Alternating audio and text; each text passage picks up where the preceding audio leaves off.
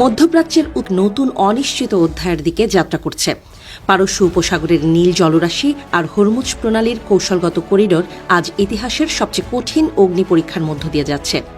ফেব্রুয়ারির শেষে শুরু হওয়া মার্কিন ইসরায়েলি যৌথ অভিযান অপারেশন এপিক ফিউরির ভয়াবহতা ইরানের আকাশকে যেন এক মৃত্যুপুরীতে পরিণত করেছিল।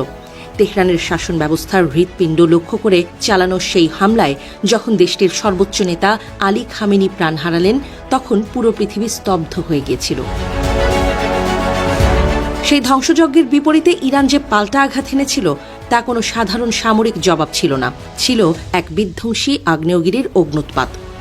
হাজার হাজার ড্রোন আর ক্ষেপণাস্ত্রের ঝাপটায় ইসরায়েলের আকাশ থেকে শুরু করে সৌদি আরব, কুয়েত আর সংযুক্ত আরব আমিরাতের সামরিক ঘাঁটিতে এক ভয়াবহ আতঙ্ক ছড়িয়ে পড়েছিল। হরমুজ প্রণালী বন্ধ হয়ে যাওয়ায় বিশ্ব অর্থনীতিতে যে ধাক্কা লেগেছিল তার রেশ আজও কাটেনি। তেলের সরবরাহ লাইনে এই অবরোধ যেন পুরো পৃথিবীর ধমনী চেপে ধরার শামিল ছিল। যুদ্ধ কেবল সীমান্তে সীমাবদ্ধ থাকেনি, লেবাননের মাটিতেও ছড়িয়ে পড়েছিল যুদ্ধের দাবানল। হাজার হাজার সামরিক, বেসামরিক মানুষের মৃত্যু আর লক্ষ লক্ষ বাস্তুচ্যুত মানুষের হাহাকারে আকাশ বাতাস ভারী হয়ে উঠেছিল।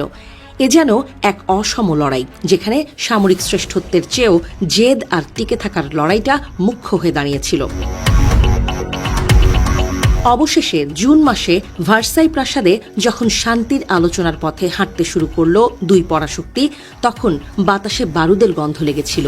17 জুন স্বাক্ষরিত ইসলামাবাদ মেমোরেন্ডাম এক নতুন দিগন্তের উন্মোচন করার প্রতিশ্রুতি দিলেও তা যেন মরুভূমির বালির ওপর লেখা নাম। শান্তি চুক্তি হওয়ার পরেও সীমান্তে থেমে থেমে গোলাগুলি আর উত্তেজনার পারদ কখনো কমছে না। একদিকে আলোচনার টেবিলে কূটনীতির ভাষা, অন্যদিকে মাটির নিচে যুদ্ধের প্রস্তুতি। এক অদ্ভুত দোলাচলে ঘোরপাক খাচ্ছে মধ্যপ্রাচ্য।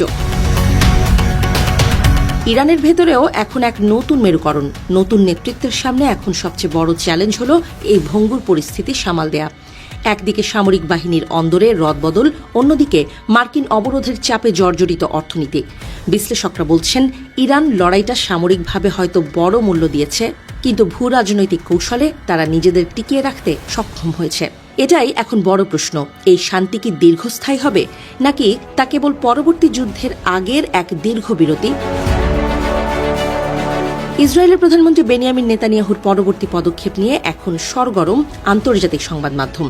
লেবাননের ভেতরে অবশিষ্ট সামরিক অবকাঠামো ধ্বংস করতে তিনি এখনও যে মরিয়া প্রচেষ্টা চালাচ্ছেন, তাতে শান্তি চুক্তির ভিত্তি কতটুকু মজবুত থাকবে তা নিয়ে সংশয় বাড়ছেই। মার্কিন প্রেসিডেন্ট ডোনাল্ড ট্রাম্পের মধ্যস্থতা আর ইরানের সম্মতির এই নাটকীয় মোড় এখন ইতিহাসের পাতায় এক জটিল সমীকরণ হয়ে দাঁড়িয়েছে।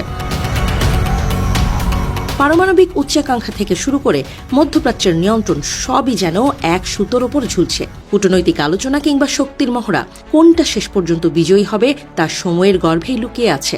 তবে এটা স্পষ্ট যে এই অঞ্চলের প্রতিটি দেশের সমর প্রস্তুতি এখন আগের চেয়ে বহুগুণ বেশি।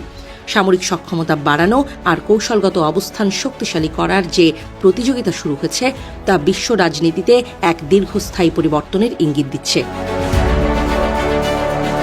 জুলাইয়ের এই রোদেলা দিনে মধ্যপ্রাচ্যের দিকে তাকালে কেবল ধ্বংসের ছবি ভেসে ওঠে না, বরং ফুটে ওঠে এক অস্থির অনিশ্চয়তা। আর ইরান থেকে লেবানন কিংবা রিয়াদ থেকে ওয়াশিংটন, সবাই যেন দম বন্ধ করে অপেক্ষা করছে পরবর্তী ঝড়ের।